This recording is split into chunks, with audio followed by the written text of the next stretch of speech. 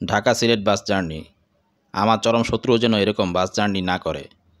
আপনারা অনেকেই জানেন ঢাকা সিলেট মহাসড়কের ব্রাহ্মণবাড়িয়া অংশে রাস্তার কাজ চলছে। ব্রাহ্মণবাড়িয়ার আশুগঞ্জ থেকে সরাইল পর্যন্ত প্রায় 15 কিলোমিটার রাস্তা কিভাবে পুরো একটা দিন খেয়ে ফেলবে, সেই দুঃখের গল্প, সেই কষ্টের গল্প আপনাদের সাথে শেয়ার করব। ঢাকা থেকে রাত 12:30টায় রওনা দিয়ে রাত 3টার দিকে আমাদের বাস ব্রাহ্মণবাড়িয়ার আশুগঞ্জ বিশ্ব রোডে পৌঁছায়। এখান থেকে বাস জামে আটকা পড়ে এবং আমাদের দুর্ভোগ এখান থেকে শুরু হয়। আমি জানতাম এই বিশ্ব রোডে যানজট হয়। আমি ধারণা করেছিলাম হয়তো সকাল 6টা-7টা পর্যন্ত জামে আটকা থাকতে হবে, কিন্তু আমার সেই ধারণা ছিল পুরোপুরি ভুল।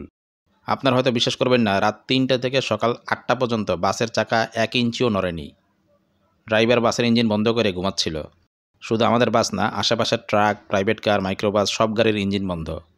আমাদের বাসের ভিতর 10 বছরের নিচে 6-7 জন শিশু, 12-13 জন মহিলা যাত্রী ও বাকিরা সব পুরুষ যাত্রী ছিল। রাত 12টা থেকে সকাল 9টা পর্যন্ত কোনো যাত্রী ওয়াশরুমে যেতে পারেনি।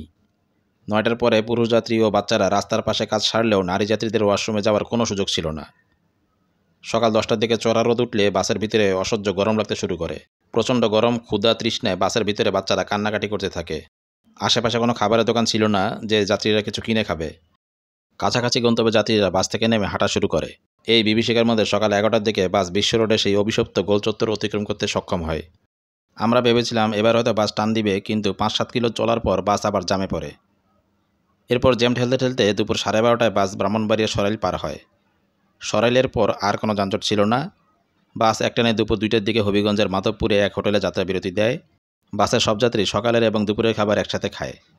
এরপর বিকাল 5টার দিকে বাস সিলেট পৌঁছায়। অর্থাৎ পুরো একদিন পথেই শেষ। আমার প্রথম দিন রাতারগুল যাওয়ার কথা ছিল, কিন্তু যাওয়া হলো না। আপনাদের প্রতি অনুরোধ, আপনারা সিলেট ঘুরতে গেলে বাসে যাবেন না, ট্রেনে যাবেন। ট্রেনে টিকিট না পেলে বিমানে যাবেন।